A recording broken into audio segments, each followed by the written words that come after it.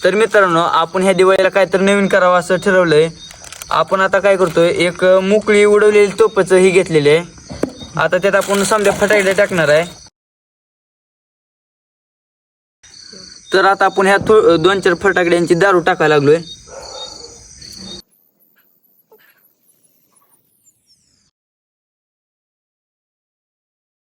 त्यानंतर अशा पद्धतीने एक आडवी फटाकडी ठेवायची आहे. तर आता आपण त्याचा रिझल्ट चेक करणार आहे.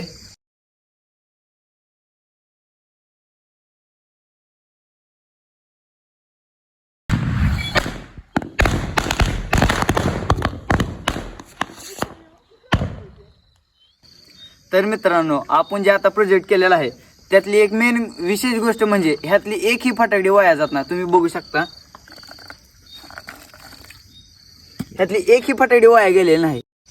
ही जेवढ्या फटाकड्या आहेत हे समजा उडलेले आहेत.